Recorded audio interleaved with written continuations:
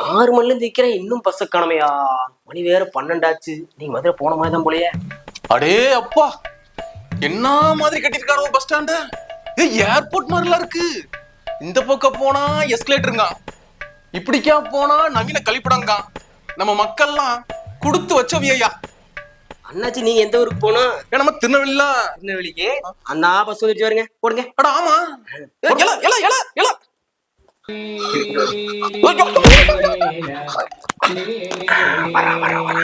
வா வா.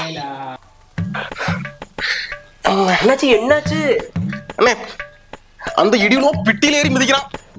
நவீன ஏர்போர்ட் மாதிரிலாம் இருக்கு.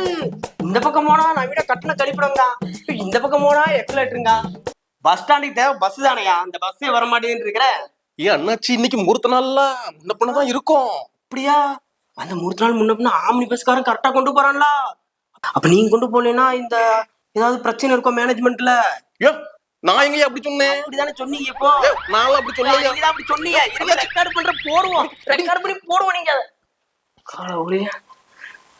பஸ் வரலனா அது வரலன்னு சொல்ல காணும், முட்டு கொடுக்கறதே இருக்கானையா. அவங்களே பிரச்சனை ஒத்துக்கிட்டாங்க, இவனை ஒத்துக்க மாட்டேன்.